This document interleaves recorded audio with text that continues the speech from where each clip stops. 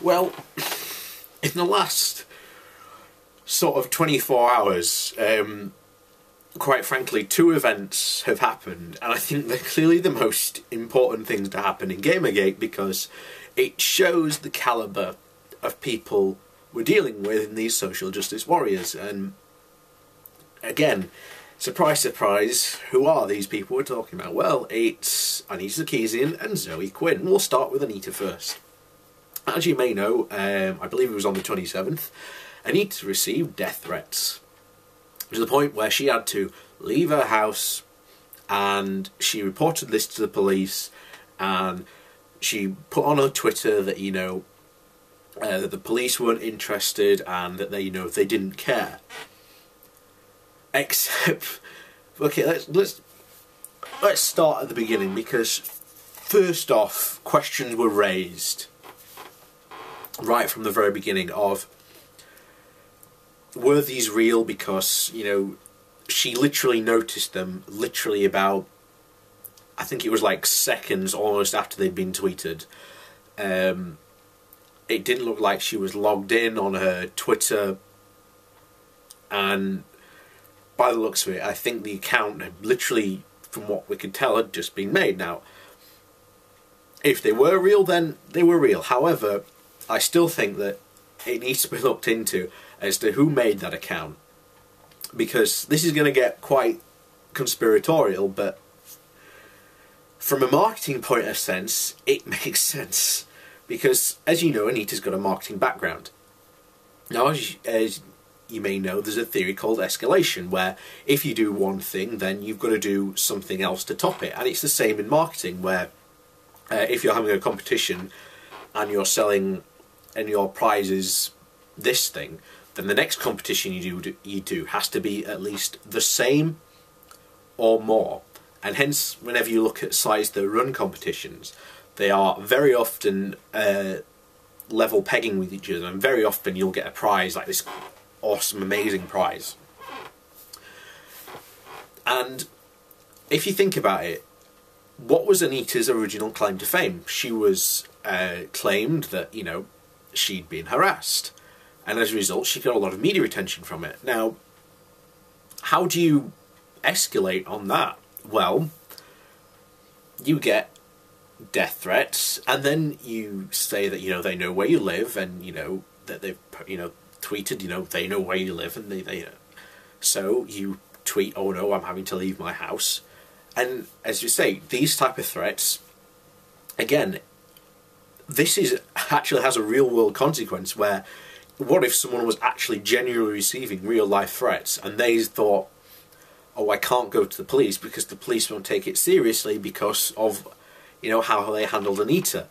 That's a real world consequence that someone actually might consider. And that's very irresponsible of it, because guess what we just found out? When Anita said she went to the police, turns out she never even made a report. Indeed, I'll leave a link below to David Serini, who basically is talking with the police about this claim that she has made. And again, I don't condone or endorse death threats, but conspiratorial-wise here, it generally looks like she sent those things to herself, because guess what came out a couple of days later? Her next video. And if you've seen her viewing figures, ever since her first video, they've been getting lower and lower and lower. So, what do you need to do? well, you need to have a boost some way. Again, it's quite conspiratorial. And to be honest, I'm fully ready to admit it could be, you know, a load of codswallop. However, the fact that, again, she didn't go to the police, even though she claims she did, and what she said the police said to her is incredibly damning of her. In fact, this should really be making people question her credibility, and it looks like some people have questions of credibility, and some people have just flat out ignored it, and I'm just like, why? And again, as I've said, this has real life actual consequences. The next, Zoe Quinn. Well, if you've played Depression Quest, at the end of the game, it says that the proceeds from the game are going to go to ifed. which is a charity that raises awareness about depression. So,